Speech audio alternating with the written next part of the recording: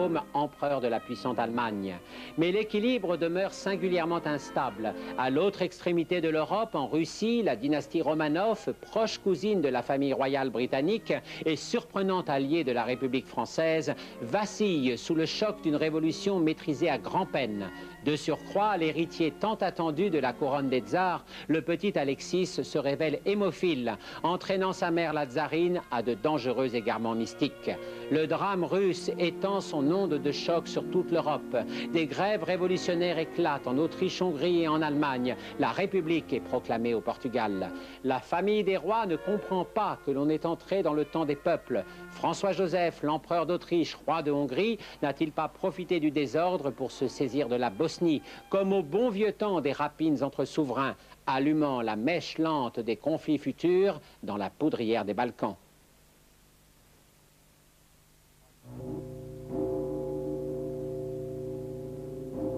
Quatre ans après sa guerre désastreuse contre le Japon et la révolution péniblement contenue qui s'ensuivit, la Russie semble sur la voie d'un rétablissement spectaculaire.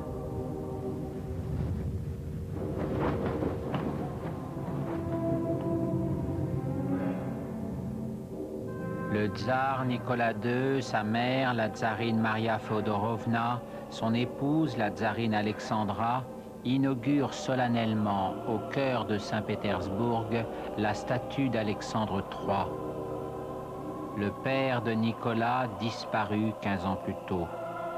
Cette cérémonie exprime autant la puissance retrouvée de l'autocratie orthodoxe que le dynamisme conquérant de l'immense empire. Et si Nicolas paraît écrasé par le monument comme il l'était par son père, on mesure désormais son obstination à défendre l'héritage de la Sainte Russie des Romanov qu'il a reçu de lui. Cependant, Nicolas aurait été bien incapable de mener à bien la remise en marche générale qu'il appelait de ses vœux, s'il n'avait trouvé en la personne de Piotr Stolypine, son premier ministre, un homme d'État exceptionnel, le véritable auteur du redressement. Stolypine, issu de cette moyenne noblesse qui a généralement servi les tsars avec fidélité, est viscéralement attaché au respect de la loi et de l'ordre. Ses ennemis ne retiennent que cet aspect de son caractère, en soulignant la docilité et le zèle qu'il déploie à servir les desseins de son maître le tsar. Et de fait, il a abattu une poigne de fer sur la Russie quand Nicolas aux abois lui a confié le gouvernement d'un empire en état d'insurrection permanente. Arrestations, cours martiales, jugements expéditifs, exécutions qui exaspérèrent la résolution des extrémistes ont répandu la terreur d'État en répondant coup sur coup au terrorisme. Ainsi, le soviet de Saint-Pétersbourg a été décapité et son principal militant, Léon Trotsky, envoyé en Sibérie. De misérables cohortes de prisonniers, convoyés par train et sur les fleuves, se sont retrouvés relégués dans des contrées inhospitalières, jusqu'à ce que le grand froid de Sibérie vint recouvrir peu à peu les derniers soubresauts de la révolution brisée. Au fait, cette répression impitoyable se décompta en plusieurs centaines de morts de part et d'autre. Aucune comparaison possible avec ce qui suivra plus tard. Et même les relégués ne connurent pas les souffrances et la déchéance de l'archipel du Goulag.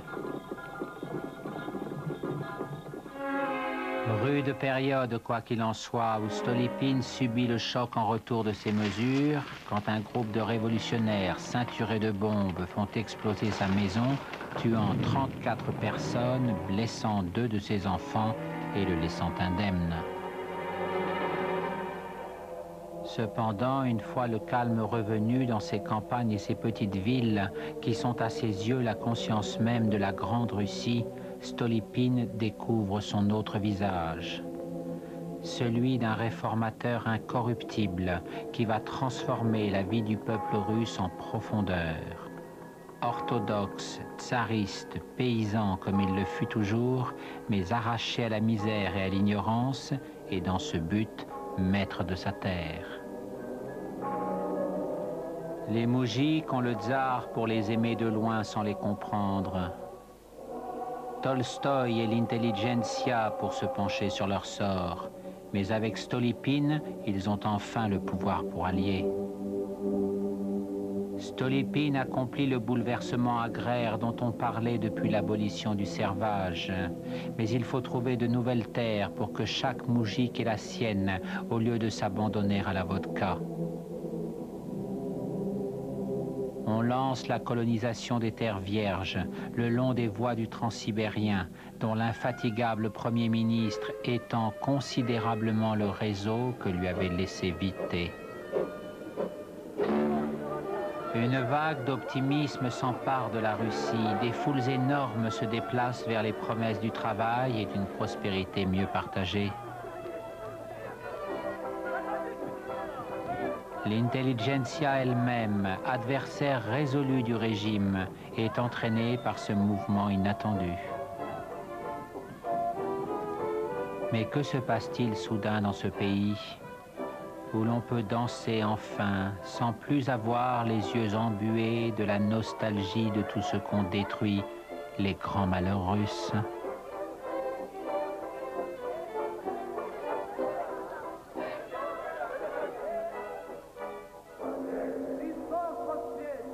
La volonté de Stolypine s'impose à l'ensemble du corps de la Sainte-Russie et il persuade le tsar dont il ne juge pas les manques et ne retient que la loyauté et le courage de sortir de sa réclusion et de se montrer à nouveau au peuple russe comme le petit père qu'il révérait autrefois. Ainsi, Nicolas mène les cérémonies de l'anniversaire de la bataille de la Poltava où la Russie triompha des Suédois au milieu d'une ferveur retrouvée. Impression d'autant plus surprenante pour Nicolas que Stolypine interdit en même temps tout retour en arrière, en travaillant avec la Douma, cette assemblée élue qui désespérait le tsar autocrate, et en faisant respecter les libertés fondamentales, selon le principe que l'empire des Romanov, sacré pour lui, est aussi un État qui appartient à l'Occident. Oui, Stolypine veut faire du règne de Nicolas celui d'un tsar plus grand qu'ils ne le savent au fond l'un et l'autre. Cependant, Stolypine ne peut conjurer le drame secret des Romanov, la maladie incurable de l'héritier, le tsarevitch Alexis. La gaieté des enfants, au demeurant, diffuse une impression de bonheur et d'harmonie. Et s'ils se montrent si charmants et dénués d'arrogance, c'est aussi parce que leurs parents vivent un amour sans nuage. Alexandra, femme réputée hautaine et froide, se montre une éducatrice remarquable, d'une bonté de cœur qui la rend compréhensive et indulgente. Quant à Nicolas, il offre le modèle d'un père plein de jeunesse et d'entrain, aussi attentif à sa famille qu'il est courtois avec ses proches. En somme, les enfants ne peuvent souffrir d'aucune des critiques que l'on adresse à leurs parents. Certes, Alexis est tout particulièrement protégé, mais au fond, cela aussi paraît normal. Il est le seul garçon, et ses sœurs maternent le petit dernier, si vif et si gracieux. Il est aussi l'héritier. On comprend que ses parents fassent tellement attention à lui. Et on ne devinerait rien de la terrible réalité si elle ne venait ravager l'amour maternel d'Alexandra. La tsarine n'est pas seulement crucifiée par le danger qui pèse sur Alexis, elle se reproche aussi d'en être coupable. Sa cousine germaine, Victoria Eugénie d'Espagne, a également transmis l'hémophilie à ses fils. Et sa sœur Irène connaît le même malheur avec les siens. Loin de la disculper, cela renforce en elle le sentiment d'une malédiction obscure. Car le tsarevitch peut mourir à chaque instant, dans de terribles souffrances et sans aucun remède de la science. Le mal est d'autant plus redoutable qu'il est sournois. Alexis traverse de longues périodes où il paraît en parfaite santé. Et comme c'est un enfant qui déborde de vie, il est très difficile de lui refuser les amusements des petits garçons de son âge. On essaye seulement de le surveiller en permanence. Cette attention est d'ailleurs néfaste. Il devient capricieux, s'ingénie à courir des risques en jouant de sa maladie comme d'un pouvoir.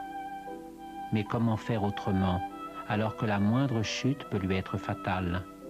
Cet épouvantable dilemme ravage la conscience de ses parents, tandis qu'ils demandent les jeux, le tricycle, le poney.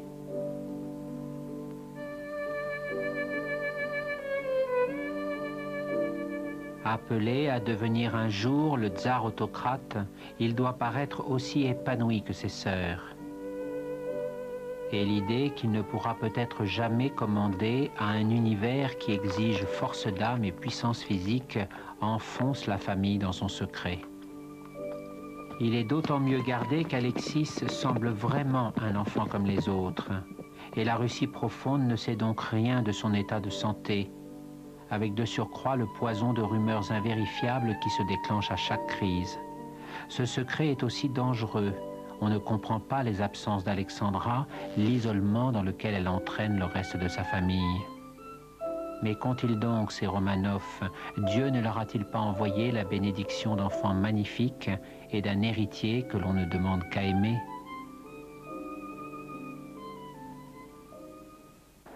Le mystérieux désarroi du couple impérial éveille aussi des ambitions, celles du jeune moine Héliodore, notamment. Prédicateur de talent qui invoque la protection du tsar sur la Sainte Russie et démagogue plaidant pour une sorte de communisme messianique, Héliodore attire des foules considérables dans son monastère. Il rêve de se voir reconnu à la cour. Il connaît la religiosité exaltée de la tsarine. Il en flaire l'origine. Mais comment atteindre un malheur si protégé dont il pourrait retirer tant de pouvoir? Or, Héliodore est déjà trop célèbre et il sait que le tsar se méfie de sa ruse. Il lui faut donc s'avancer prudemment, en manipulant par exemple l'un de ces starets, humbles hommes de Dieu qui vont par les chemins et sont reçus jusque dans les plus grandes familles qui les entourent de dévotion. Il en est un dont on parle beaucoup, un certain Raspoutine, c'est-à-dire le débauché, bien qu'il ne soit qu'un père de famille, moujik illettré avec un peu de bien de la province de Tobolsk. On dit qu'il est allé jusqu'en Palestine, qu'il court les femmes avec lubricité, mais édifie par ses repentirs et ses citations des Écritures. Héliodore le repère et lui ouvre les portes de l'aristocratie. Sale, pauvre, pécheur, Raspoutine ne serait qu'un starets parmi d'autres s'il n'était aussi rusé et doté d'un magnétisme envoûtant. Et s'il n'y avait eu la terrible maladie, les chemins du tsarévitch Alexis et de sa famille n'auraient sans doute jamais croisé celui de cet étrange homme de Dieu. Mais l'exaltation d'Alexandra, la naïveté de sa protégée Anna Virubova les poussent à chercher le miracle qui sauvera l'enfant. Anna Virubova est une malheureuse qui ne vit que pour la tsarine. Elle facilite l'ultime étape dans l'ascension de Raspoutine. Et personne ne se formalise vraiment de la présence discrète de Raspoutine dans l'intimité des Romanov comme une sorte d'icône paysanne de l'âme de la Sainte Russie. Nicolas l'aime bien. Raspoutine, c'est de si belles histoires de Sibérie qui fascinent les enfants et de si bonnes prières qui rassurent la tsarine.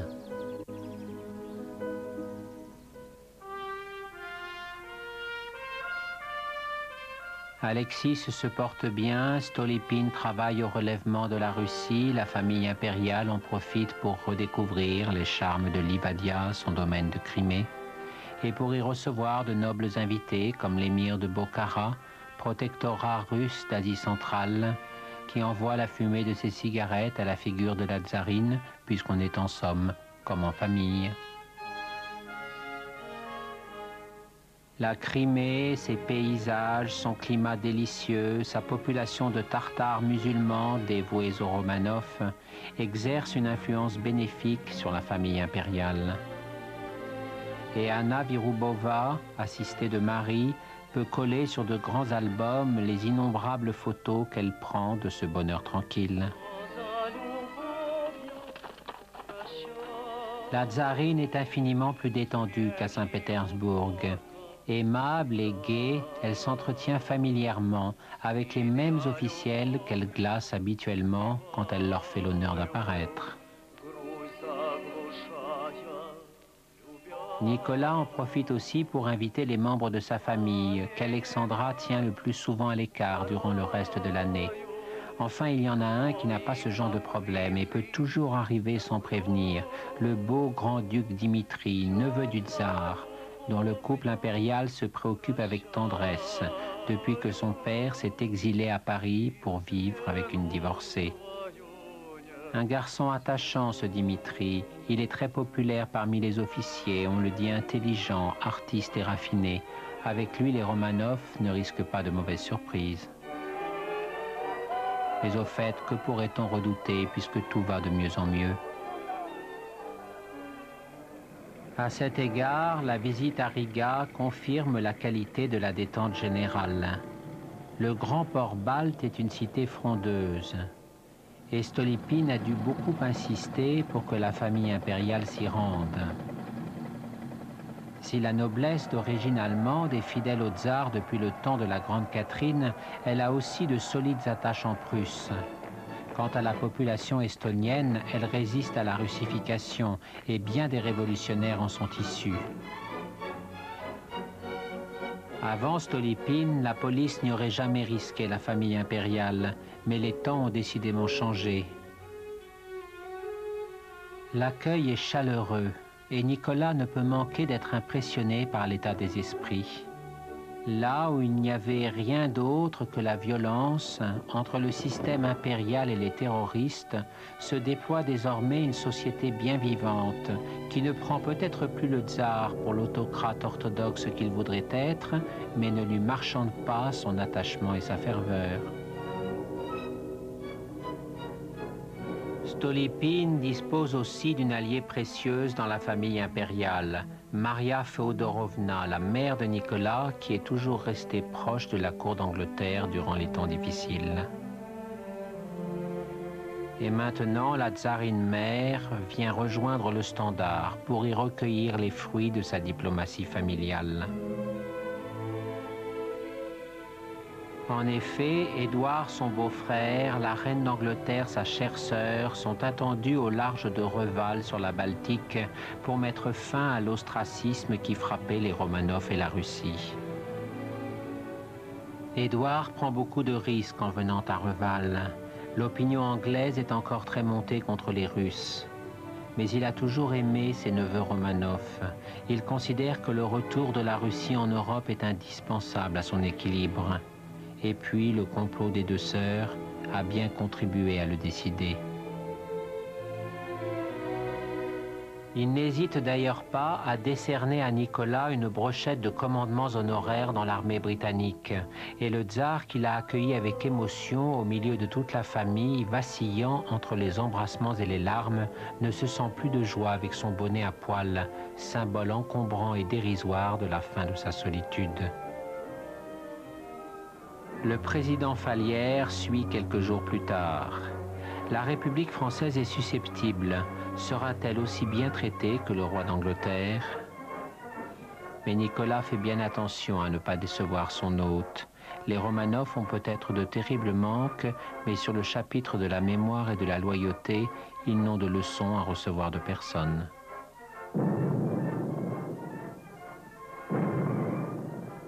Ainsi, l'entente cordiale se joue désormais à Troyes. Et l'année suivante, les Romanov se rendent à leur tour en France et en Angleterre. Les blessures de la grande crise ne sont pas pour autant guéries. Le président Fallières les reçoit à Cherbourg, loin des agitations démocratiques de Paris. Et lorsqu'il inspecte la splendide marine française, Nicolas ne peut s'empêcher de penser à ce qu'est devenue la flotte russe, coulée à Tsushima ou mutinée sur la mer Noire.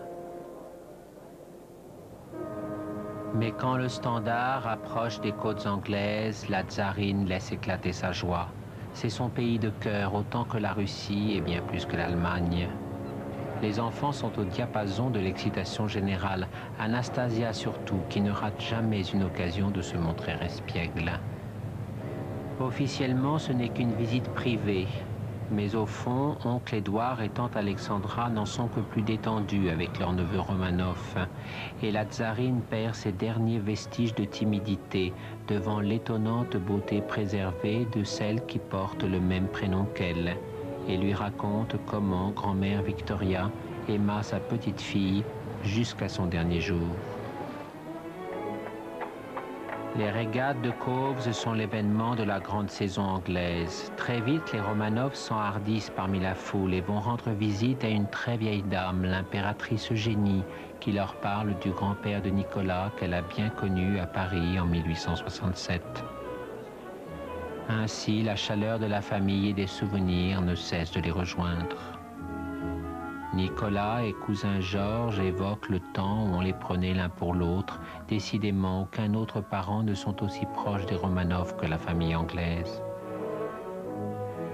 Et juste avant qu'ils ne repartent, la reine Alexandra vient faire une visite d'adieu surprise. N'oubliez pas de dire à votre mère, ma chère sœur Maria Féodorovna, que j'espère bien la retrouver à l'automne prochain à Copenhague, car c'est là que se trouve la source qui nous unira toujours. Chemin faisant, on retombe sur le Kaiser Guillaume, campé à bord du Hohenzollern en plein canal de Kiel, comme un soupçonneux concierge dans sa loge. Les Romanov sont nerveux.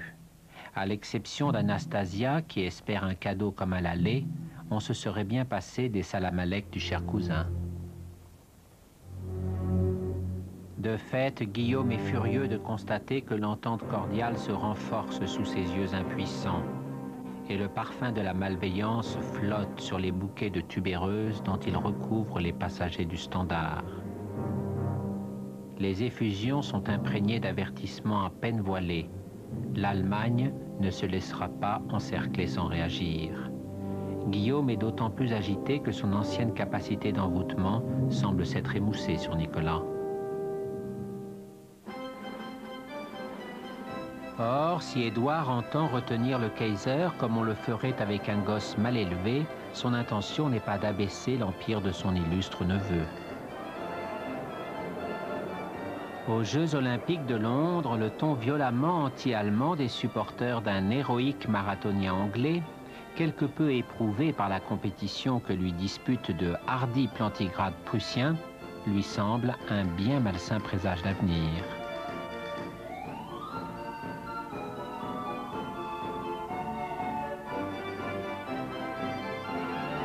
Le concert de sifflets qui accompagne la remise de trophées par Alexandra à divers champions allemands souligne cette mauvaise impression, même si Alexandra affirme n'avoir rien entendu, trop dure d'oreille peut-être, ou trop contente pour insister auprès de son époux rembruni. Ce que l'on rapporte à Édouard des activités de Guillaume lui paraît en fait plutôt encourageant. Le Kaiser se comporte comme s'il avait retenu les leçons de l'impopularité.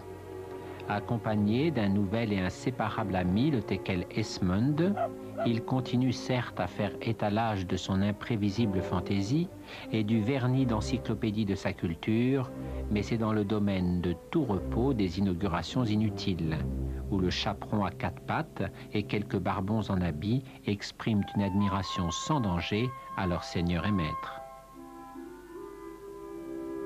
Le voyage du Kaiser à Londres s'était soldé par un désastre.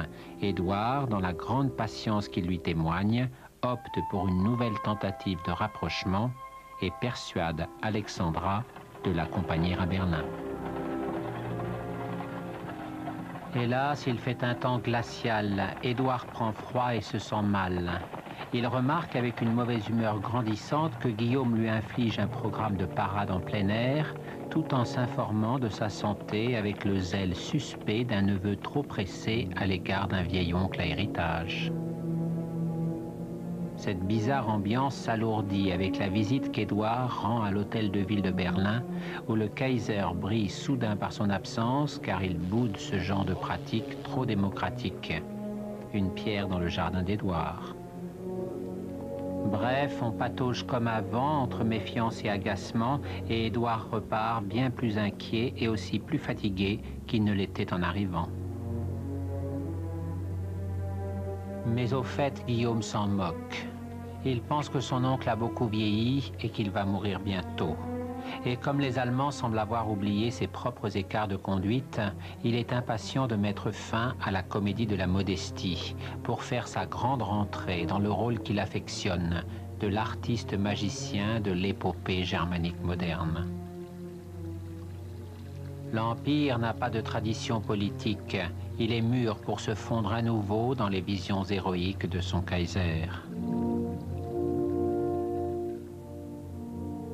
Mais Guillaume, qui a le talent de séduire ceux qu'il rencontre et dont nul ne conteste l'intelligence désordonnée mais brillante, est bien décidé à ne pas se faire reprendre au piège de l'impopularité. Fringant coursier de ses propres fantasmes au début de son règne, c'est maintenant un cheval de retour vieillissant, accroché aux ficelles de la démagogie.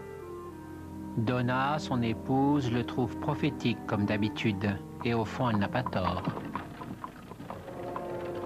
Mais Guillaume de surcroît s'ennuie avec tous ces beaux jouets. Il multiplie les distractions et les croisières du Hohenzollern n'ont jamais été aussi longues. Comme il est désormais plus prudent dans ses affections, elles se déroulent en famille. Petits-enfants, Donna, leur fille Victoria-Louise, comme les 7 nains de leur Blanche-Neige moustachue à la découverte émerveillée des paysages de Corfou. Guillaume s'est amouraché de la Grèce depuis qu'il a racheté la villa Achilleone de Sissi, et son imagination fertile annexe les héros de la guerre de Troie à ceux des légendes germaniques, tandis que le Hohenzollern accoste enguirlandé de rameaux d'olivier. La famille royale grecque supporte stoïquement ses arrivées triomphales. Et sur la terrasse de l'Achilleone, sa sœur Sophie ne lui reproche plus d'avoir si longtemps refusé son mariage avec le diadoque Constantin. Dans les jardins enchanteurs où il a fait effacer brutalement les souvenirs de Sissi, il se promène dans le seul passé qui l'intéresse. Celui où un Achille dressé à son image remplace l'Achille mourant qui berçait les morbides nostalgies de l'impératrice d'Autriche. Et pas question de s'attendrir sur le panorama de l'île des Morts.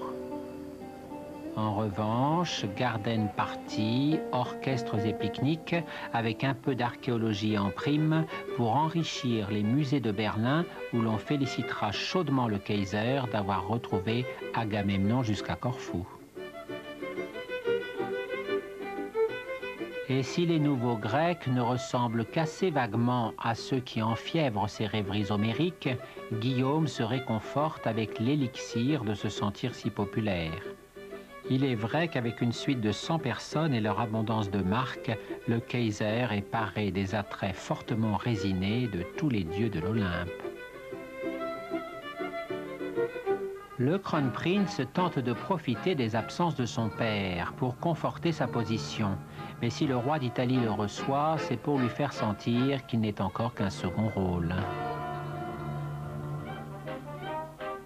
On le déteste aussi dans les royaumes vassaux de l'Empire, où la vie se déroule paisiblement, si loin de la frivolité mondaine et de la morgue prussienne qu'on lui reproche. Et si Louis de Bavière ne ressemble guère à ce qu'était son cousin, le protecteur de Wagner, il n'a rien de commun non plus avec le futur héritier de l'Empire allemand. En Saxe, c'est encore plus clair. Le roi Frédéric Auguste n'a aucune sympathie pour ces flambards d'Hohenzollern. Et il pense qu'à chaque génération, on ira de mal en pis.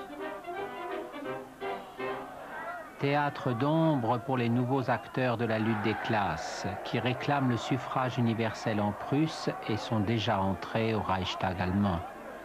Rosa Luxembourg les organise, mais ils ne sont qu'une avant-garde que Guillaume déteste et peut encore étouffer dans les remugles du militarisme allemand. Enfin, il lui faut faire vite, car le socialisme grandit et l'éloquence de Jean Jaurès vient d'enflammer le Congrès internationaliste de Berlin. une autre force se dessine en Allemagne, qui promet une paix et une liberté à l'opposé de la non-guerre en casque à pointe. Ainsi, les névroses, les craintes et le désœuvrement du Kaiser lui font ressaisir avidement tous les hochets de l'arrogance impériale. La majorité des Allemands s'est de nouveau assoupie dans la prospérité d'un règne qui dure depuis longtemps.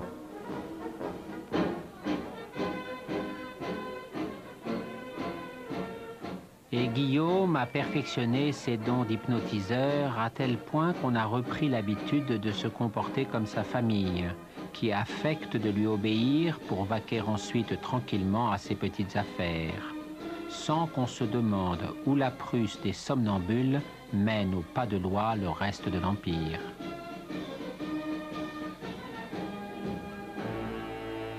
Guillaume martèle un leitmotiv au long de ses innombrables discours. La supériorité allemande se heurte à un cercle d'envieux sournoisement animé par le Lucifer britannique. Cette obsession que partagent le Kronprinz et ses amis des dangereux cercles pangermanistes pénètre facilement le vide de la pensée politique et l'on trouve naturel et rassurant de voir le Kaiser, ses enfants et leurs épouses endosser les macabres uniformes des hussards de la mort pour monter la garde de la culture allemande, redoutable aberration pour laquelle l'aimable Kronprinz brûle de passer aux travaux pratiques.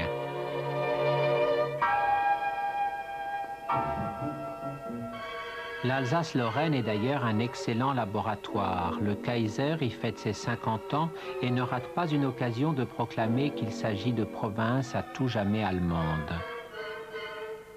Les populations s'en accommoderaient peut-être si cette Allemagne n'était pas délibérément prussienne.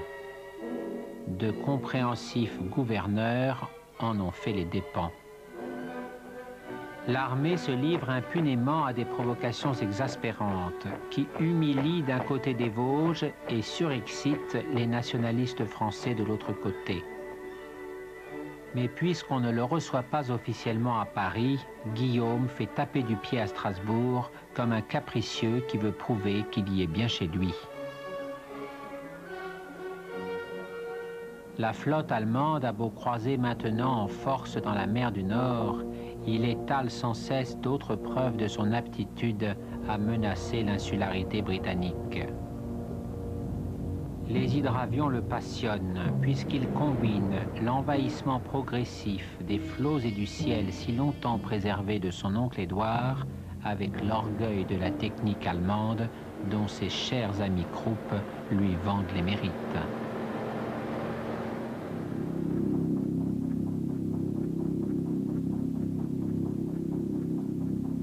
Mais au fond, rien ne vaut les zeppelins. Ce sont les cuirassés volants du Kaiser, frères jumeaux des dreadnoughts qu'il lance sur les mers, et monstres dociles, glissants comme des menaces de mort et de débarquement. Les énormes dirigeables suscitent un enthousiasme indescriptible parmi les foules allemandes, et la presse salue le comte Zeppelin comme le nouveau Bismarck des horizons infinis.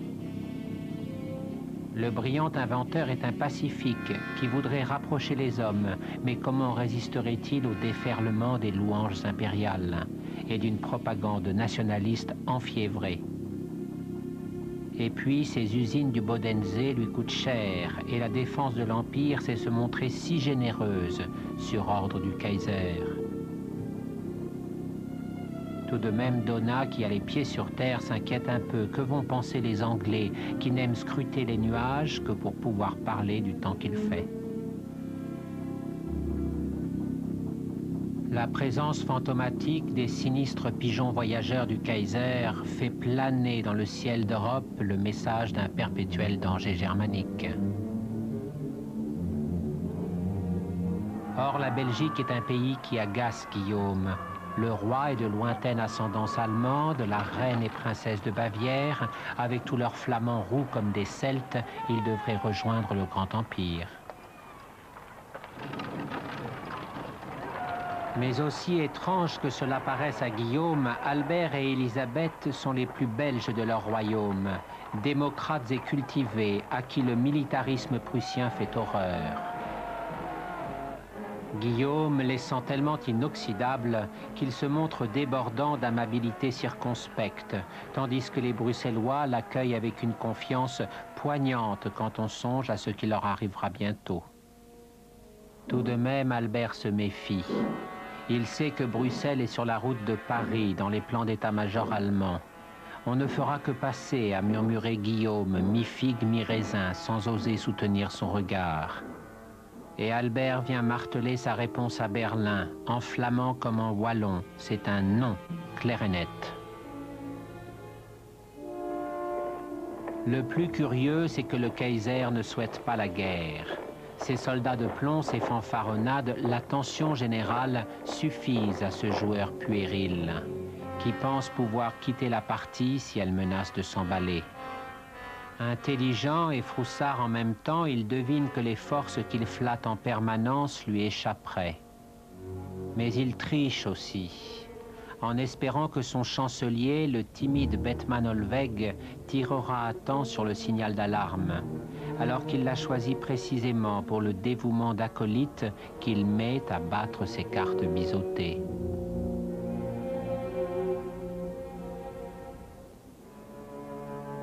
À Londres, cependant, la paix s'essouffle à travers la respiration oppressée du roi Édouard.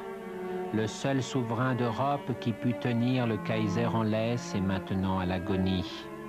Et la foule qui se presse devant Buckingham vient de voir passer la voiture de sa chère amie Alice Keppel, qu'Alexandra a fait appeler.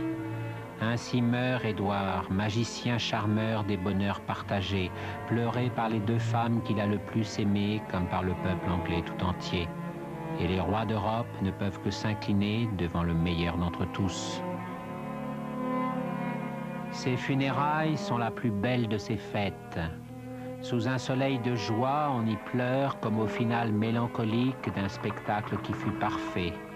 En mesurant déjà, comme Alexandra et Maria Féodorovna, qui sanglotent en carrosse, avec tous les souvenirs d'une inlassable gaieté, à quel point les jours d'après seront forcément ternes et sombres. Édouard ne gouvernait rien, il laissait ce soin à ses ministres, mais il régnait sur tout, inspirateur de songes pour les hommes ordinaires et juge-arbitre pour les princes. Au premier rang du cortège, son neveu le Kaiser, qui le traitait à la dérobée de Satan, et tous les autres, son fils, Alphonse d'Espagne, Georges de Grèce, Albert de Belgique, l'archiduc François-Ferdinand d'Autriche, se demandent ce qu'il avait en plus de leur considérable pouvoir. L'influence, peut-être ? Le nouveau roi Georges V possède la qualité d'avoir su se faire aimer de la très intelligente princesse Marie de Teck. D'abord choisie pour corseter son frère aîné aux penchants indécis, puis rechoisie après la mort prématurée du jeune prince pour veiller sur lui, le cadet, et sur son héritage, dont elle est la perle rare et le coffre-fort.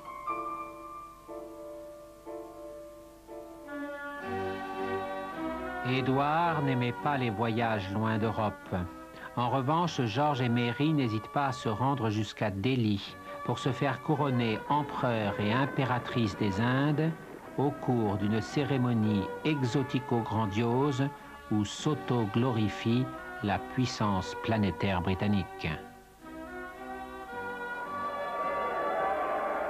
Mais tandis que les Maharajas les plus puissants s'inclinent pour faire allégeance, loin du sortilège indien, les souverains d'Europe saisissent que l'Angleterre est en train de faire volte-face, en se repliant à nouveau sur ses possessions d'outre-mer. Certains pour le regretter, comme en Russie, et d'autres pour s'en réjouir, à l'instar du Kaiser.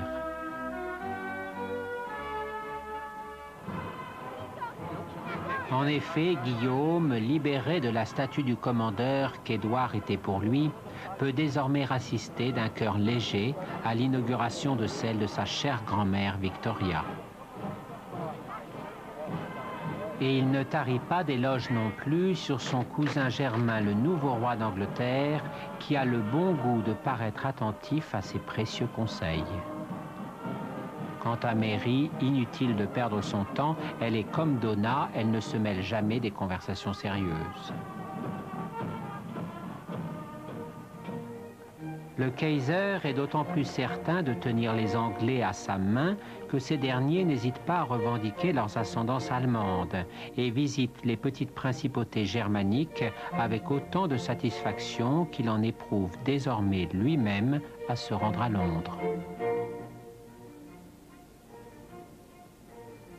Tout va de mieux en mieux également au château de Schwarzau en Autriche, où l'archiduc Charles et la princesse Zita de Bourbon-Parme s'apprêtent à célébrer leurs noces. Charles est l'héritier en second des couronnes Habsbourg, depuis que le premier, l'archiduc François Ferdinand, a fait un mariage morganatique excluant ses propres enfants de la succession. Ce gros homme rude qui emmène sa femme de second rang à l'humiliant vrai mariage royal de son neveu est d'ailleurs peu aimé. Sauf de Charles et de Zita, justement, admis dans l'intimité du couple dont ils apprécient l'intelligence et l'union très heureuse. Charles, c'est le petit garçon blond qui tenait compagnie à François-Joseph à Cap-Martin. Et c'est maintenant un archiduc modèle de l'usine à prince Habsbourg, consolation de François-Joseph qui a eu son content de suicidés, de bannis et de mal mariés. Orphelin d'un père trônosseur, saintement élevé par une mère sans névrose, plus instruit et plus ouvert que la plupart des apprentis royaux de son âge, en ayant séjourné longtemps à Prague, ville érudite, puis dans des garnisons austères au contact de tous les peuples de l'Empire. Suffisamment à l'abri de Vienne pour ne pas en avoir subi les tentations, celles de la chair qui risquent de rendre voluptueux, et celles de l'esprit qui peuvent donner l'envie de voir le monde avec un autre regard que celui que les Habsbourg se doivent de porter sur lui. C'est en Italie, à la Villa Pianor, que les yeux de Zita se sont ouverts 19 ans plus tôt sur ses 20 frères et sœurs, consolant très catholiquement son père de la perte d'un duché de Parme dévoré par l'unification de la péninsule. Enfance heureuse, enracinée de pratiques religieuses et nourrie de la sève légitimiste des branches coupées du Portugal et des Bourbons de France. On visite les pauvres, les frères interrogent leur avenir, on parle toutes les langues. Zita est très belle dans une famille où l'on n'évoque pas ce genre de choses. Et Charles très pur dans une autre où on ne l'est plus beaucoup.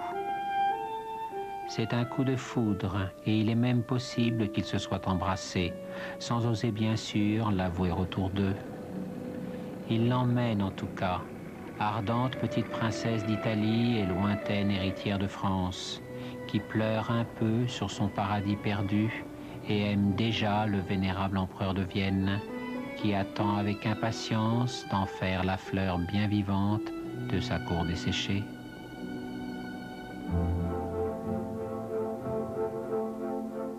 On est en octobre, mais il fait un temps glorieux. Celui de Zita, à l'automne de François-Joseph.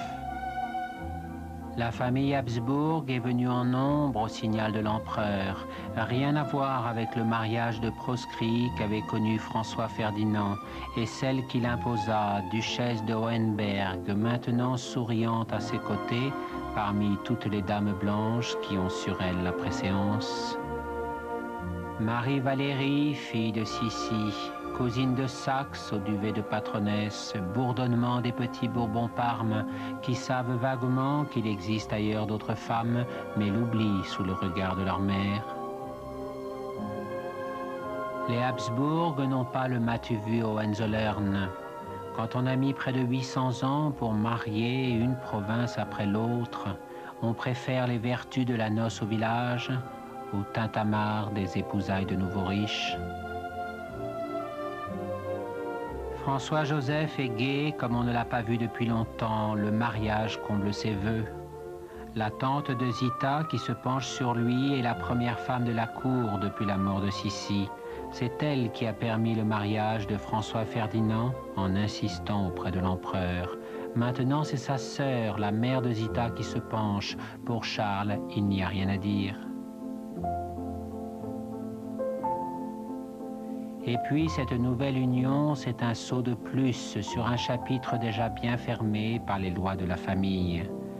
Les enfants qu'auront Charles et Zita écartent définitivement ceux de François Ferdinand, au cas où leur père, oubliant son serment, voudrait les rapprocher du trône. Il est même possible que tout le monde y pense.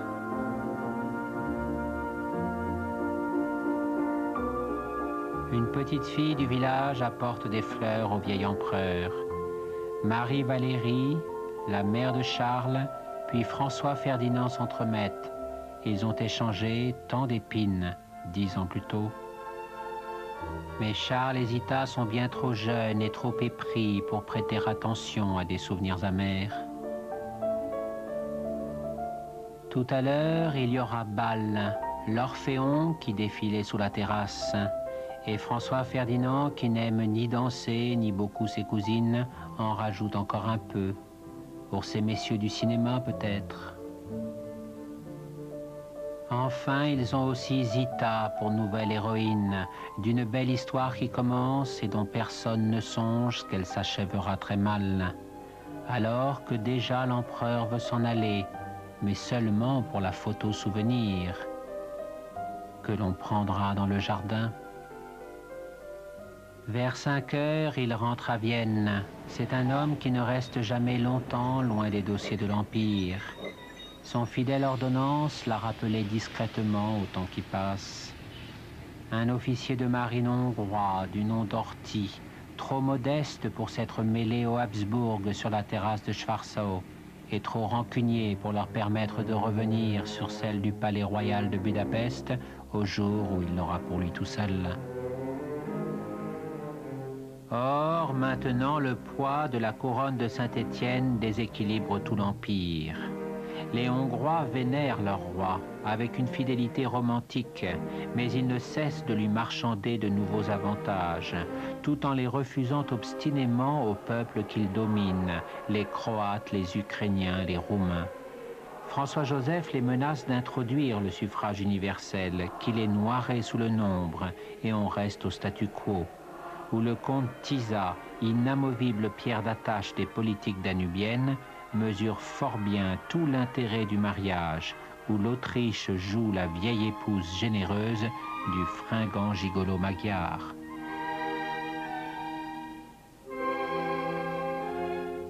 Cependant, les dégâts de cette crise lancinante se font sentir jusqu'à Prague, joyau de l'Empire Habsbourg, qui réclame le même statut pour les Tchèques. Les Sokol, sociétés de gymnastique à l'organisation paramilitaire, y convoquent de grandes réunions des Slaves de l'Empire, où le sport n'est plus qu'un prétexte pour affirmer un nationalisme qui se renforce de la solidarité des démocrates occidentaux. Les Tchèques dépendent de Vienne, où ils ont de puissants défenseurs. Mais François-Joseph hésite devant les conséquences de l'inévitable chantage de la jalousie de Budapest, et il les adjure à la patience. Une vertu que le professeur Masaryk, brillant juriste tchèque, pratique dans ses travaux sur le divorce politique. Et pourtant l'Empire tient, par un inextricable lacis de liens personnels, de souvenirs partagés et de commodités habituelles, tels que les trains, la poste, la sensation d'être partout chez soi. Bien rares ceux qui prédisent qu'il puisse disparaître, car il prospère dans la paix en laissant s'étendre le champ des libertés. Le suffrage universel en Autriche normalise les nationalismes autant qu'il les éveille. Et la longévité du vieil empereur, qui règne si paternellement sur des temps démocratiques, donne l'exemple de l'aspiration tranquille à vouloir vivre ensemble.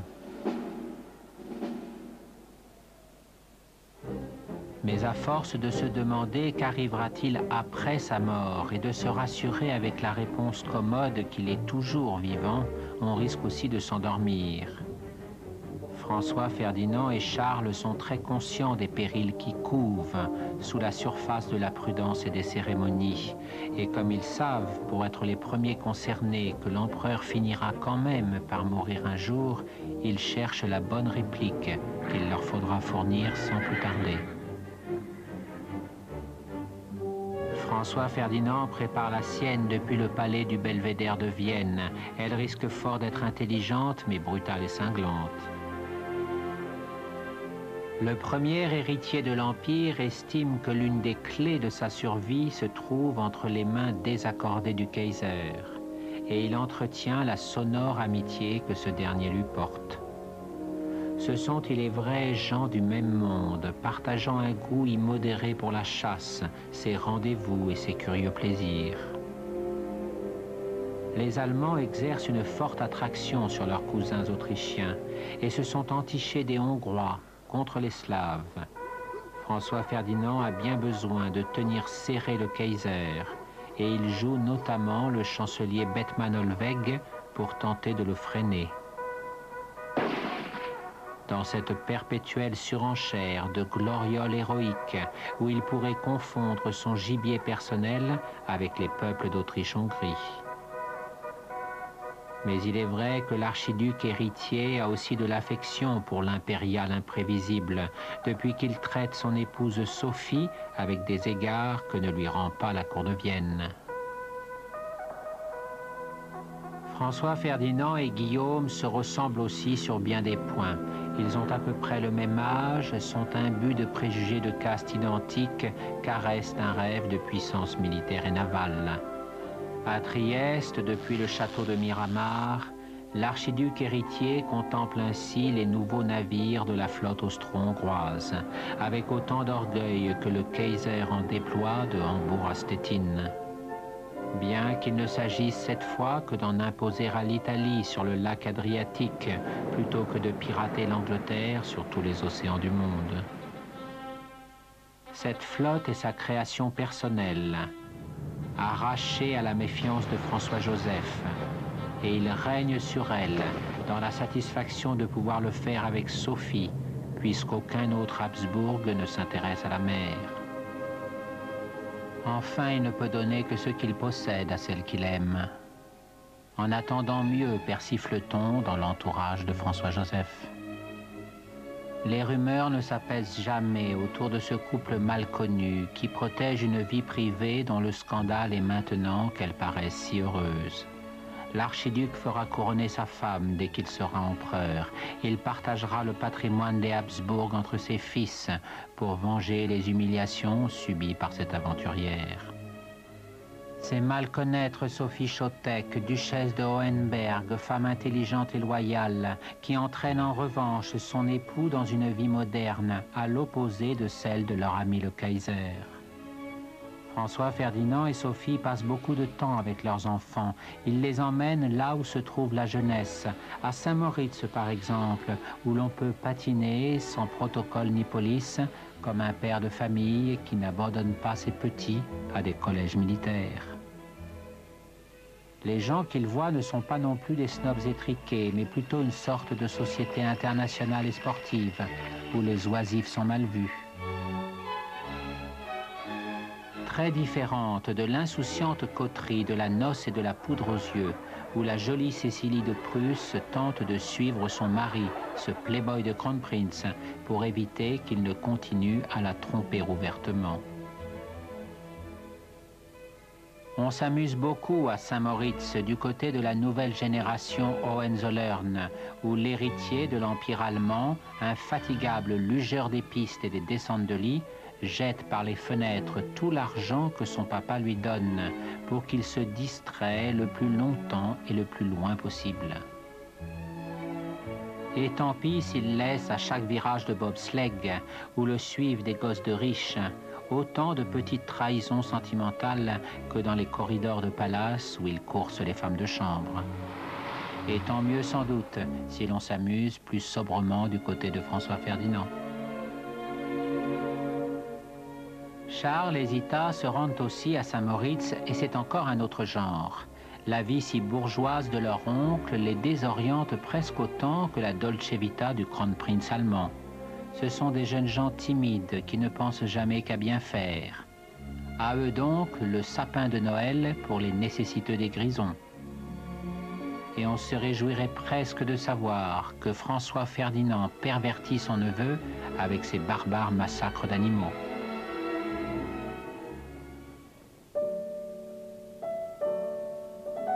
Au fond, ils perdent un peu ce temps qui presse et qui n'a pas de prise sur les 80 ans de François-Joseph. L'empereur étonne par sa verdeur et se promène officiellement parmi toutes les inventions nouvelles comme s'il les approuvait. Alors qu'il refuse obstinément que l'on achète une automobile, que l'on installe le téléphone dans son bureau ou que l'on remplace ces horribles meubles bon marché, il inaugure avec intérêt les terrains d'aviation en passant la démarche vive devant des aéroplanes dans lesquels il ne montera jamais. Il lui arrive pourtant d'être fatigué et il demande alors à son cousin l'archiduc Rainer de le remplacer aux yeux du public. C'est son héritier François Ferdinand qui devrait se montrer à sa place, mais comme il ne l'aime pas et s'en méfie, c'est donc à son presque sosie qu'il confie le soin d'incarner la rassurante momification impériale.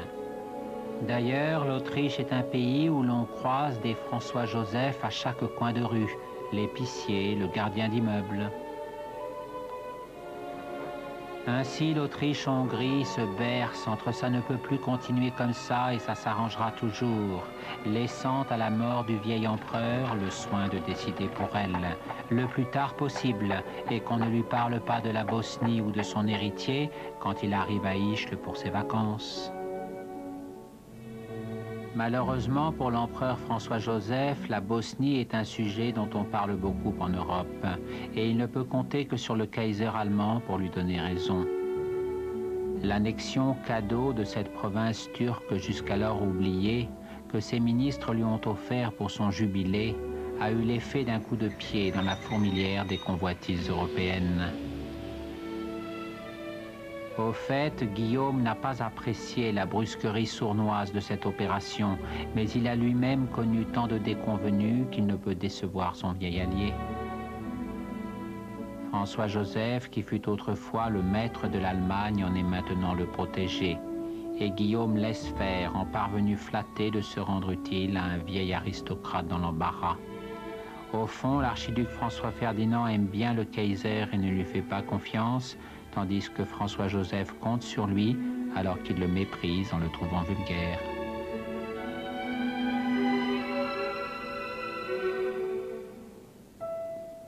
Cela faisait longtemps que Nicolas et Alexandra voulaient faire connaître le grand-duché de Hesse à leurs enfants, lorsque l'amélioration de la situation en Russie leur permet de s'y rendre pour les vacances.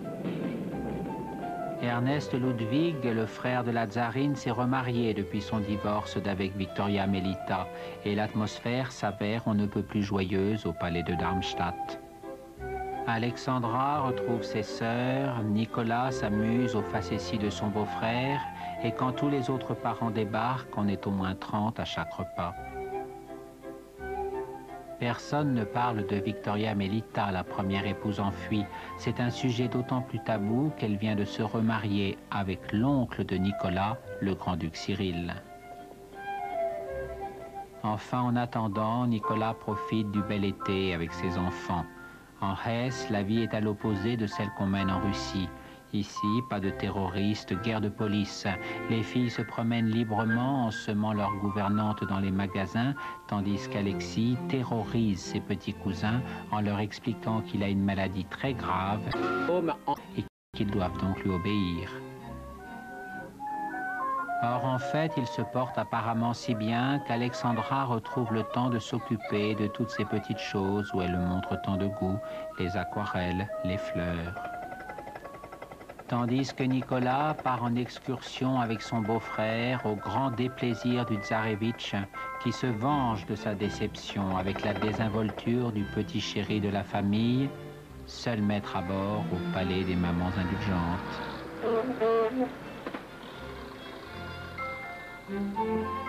Nicolas et ses filles écrivent leur journal ensemble le soir, en mêlant anecdotes et petits poèmes glanés durant les promenades, qui ne durent jamais très longtemps, car Alexis, affrontant une situation nouvelle, leur manque à tous très vite.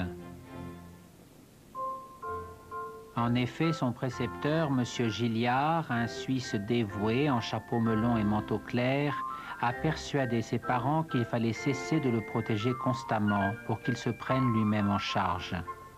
Le marin d'Erevenko est toujours à proximité, mais ce solide moustachu ne doit plus intervenir qu'en cas d'urgence.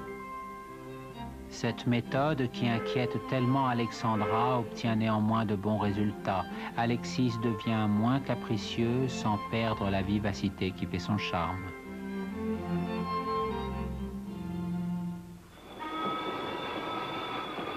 Hélas, en Hesse, la mauvaise saison revient, semble-t-il, encore plus vite qu'ailleurs. Le Kaiser Guillaume, qui traîne son ennui à travers tout son empire, a flairé un peu de joie tranquille chez ses cousins, et il accourt à Darmstadt, tout feu, tout flamme, pour se rappeler à leurs bons souvenirs.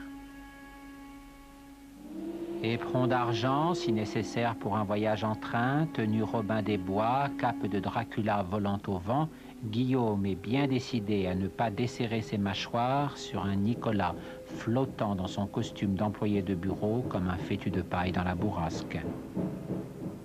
Heureusement qu'Ernest Ludwig est ici chez lui. Attentif et malicieux, il protège sans en avoir l'air son timide beau-frère contre les nouvelles manigances du cher cousin. Guillaume n'a pas renoncé à détacher Nicolas de l'Alliance française, mais s'il le traite en cachette de hobereau juste bon à cultiver un champ de navets, il ne se doute pas que Nicolas et Ernest Ludwig de leur côté ne l'appellent plus que le pantin couronné.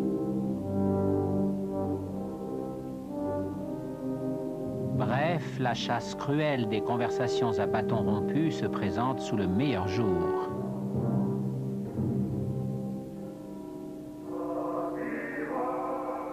Cependant, la foi religieuse qui unit le tsar à la Sainte Russie ne cesse de renforcer sa volonté. Cela fait maintenant 15 ans que Nicolas règne sur l'empire des Romanov. Le temps où il suppliait Maria Féodorovna, sa mère, de lui apprendre comment on parle à des ministres, paraît aussi éloigné que le désastre de la guerre japonaise et de la Révolution. Son prestige renaît intact, éclairé par le charme discret qui émane de sa personnalité agréable. Et s'il s'affirme toujours souverain autocratique, il se range loyalement aux avis de Stolypine et laisse éloigner Raspoutine, dont le ministre lui a dévoilé la vie scandaleuse. Cette nouvelle confiance se conforte de l'évidence de la meilleure santé, quelque peu turbulente, de son fils Alexis. Le tsarevitch n'a pas eu de crise depuis longtemps, et dans la combinaison d'espoir, de superstition et d'ignorance dont Alexandra et lui entourent le mal du tsarevitch, se répand l'idée que les médecins se sont peut-être trompés. Ses parents auraient aimé Alexis quels que fussent les enjeux de leur existence, mais l'héritier est aussi un petit garçon singulier qui suscite un perpétuel sentiment de tendresse. Gâté, il a un cœur d'or. Longtemps mal instruit, il témoigne d'une intelligence précoce. Trop protégé, il se mêle gaiement au jeu des autres enfants. Le marin d'Erevenko s'en occupe avec un dévouement extraordinaire, comme si la grâce de l'enfant pouvait séduire jusqu'à cet homme plutôt frustre. Il y a aussi quelque chose de mélancolique en Alexis, car il est le plus lucide sur son sort. Et sa grand-mère, Maria Féodorovna, ne se fait guère d'illusions non plus. Elle éprouve de tristes pressentiments pour l'avenir de la Russie, quand il dépend du petit malade et de l'amour passionné que lui voue sa mère.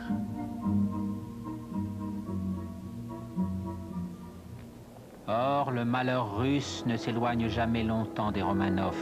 Il leur fixe rendez-vous à Kiev en posant sa main encore tâtonnante sur le sauveur de la dynastie, Piotr Stolypine. Le Premier ministre a organisé l'une de ces cérémonies patriotiques qui célèbrent l'alliance mystique du peuple russe et de son tsar, pour l'inauguration d'une statue d'Alexandre II, le libérateur des serfs, réformateur visionnaire assassiné par des terroristes.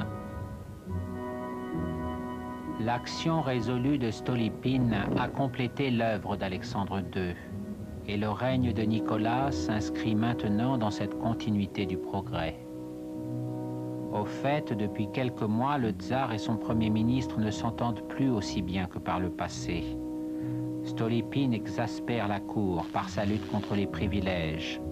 Alexandra ne lui pardonne pas l'éloignement de Raspoutine. Et Nicolas estime qu'il s'avance trop loin sur le chemin des concessions à la Douma. Et Stolypine se rend en maugréant à la soirée de gala qui est prévue à l'opéra en l'honneur de la famille impériale.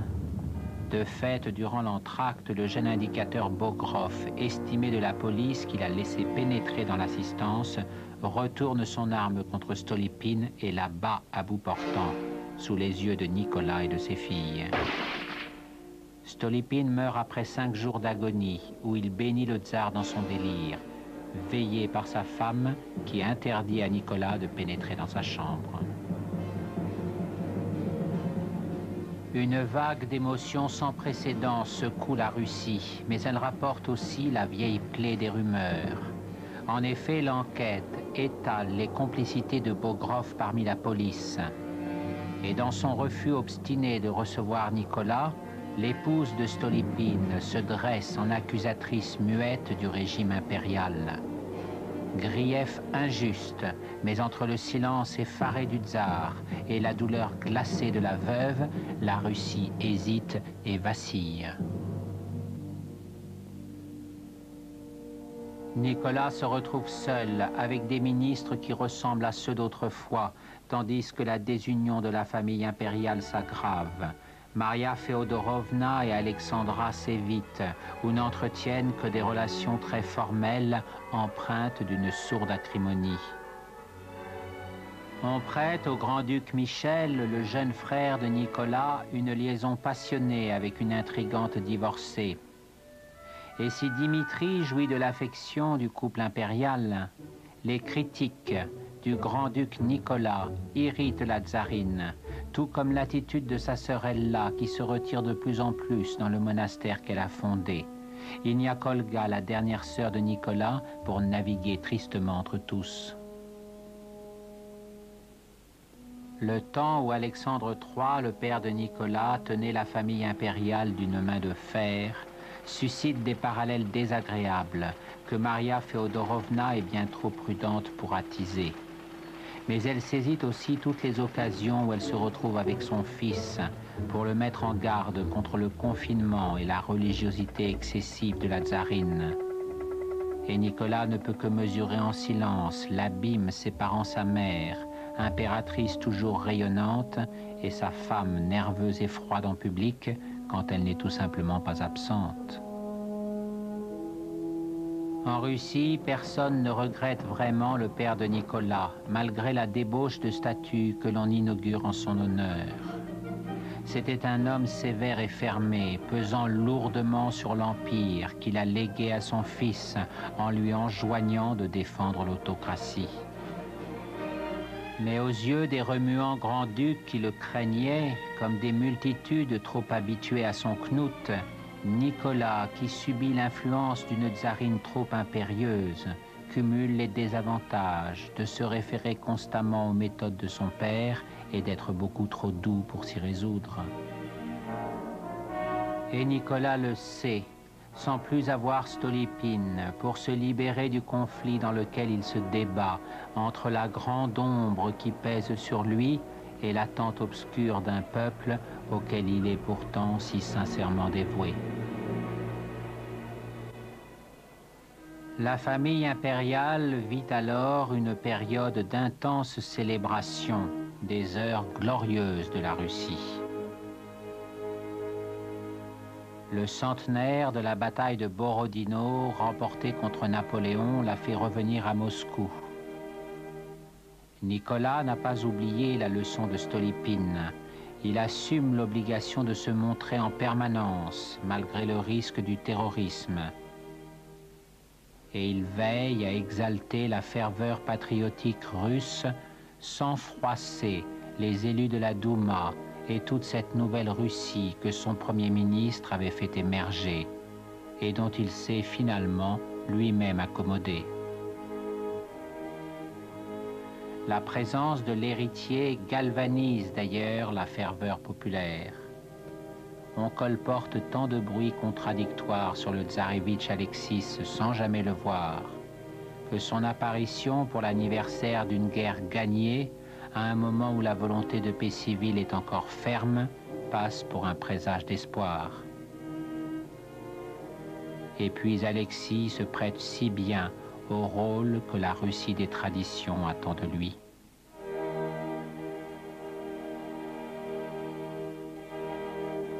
Oui, la Sainte Russie orthodoxe qui déploie la splendeur de ses souvenirs sur la place rouge cohabite encore avec une toute autre société qui la considère comme un héritage, certes lourd et suranné, mais tout de même unificateur et prestigieux. Et l'enfant est investi de la confusion de ses regrets impossibles et de ses espoirs vagues. La Russie est aussi un pays de désordre autant que de grandeur. Le tsar autocrate brille comme le messager du Seigneur, mais il joue des coudes pour rejoindre son épouse dans leur calèche. Au fait, vers où se presse leur neveu préféré, le fin et séduisant grand-duc Dimitri? Aurait-il rendez-vous avec le si beau et si spirituel prince Yusupov, auquel l'attache une amitié que l'on dit brûlante? Nicolas et Alexandra ignorent à peu près tout de l'atmosphère de décadence où se suffoquent délicieusement les cercles aristocratiques. Nicolas parce qu'il est pur, Alexandra parce qu'elle est prude, l'un comme l'autre parce qu'ils vivent dans la perpétuelle nostalgie d'un passé auquel ils ont consacré la jeunesse qui les quitte.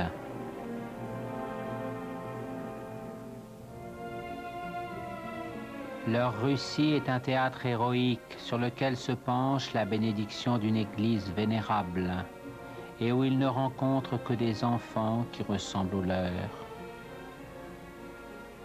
Des fonctionnaires dévoués, des officiers valeureux aux uniformes impeccables et des soldats moujiks enracinés comme des arbres aux vertus de la terre russe. Et peu à peu s'estompe en Nicolas le doute qu'avait fait naître Stolypine. Au début de l'automne, quand commence la saison des grandes chasses, la famille impériale, épuisée par les cérémonies du centenaire de Borodino, se retire à Spala, son giboyeux et sauvage domaine de Pologne.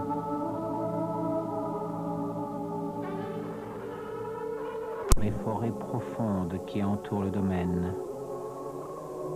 On mène une existence strictement familiale dans le triste et inconfortable palais de bois qui fait un peu peur à Alexis, mais où il peut échapper à ses jeux solitaires en rejoignant les enfants des gardes et des serviteurs. C'est là que le malheur revient brusquement et se saisit cette fois de lui. Il se blesse, on est loin de tout. Bientôt, il souffre tant qu'il demande à sa mère de le tenir constamment contre elle, jusqu'à ce que la mort le libère. La fièvre monte et monte encore. Ses parents sont tellement sûrs que la fin est proche qu'ils transgressent le secret. La Russie n'est plus que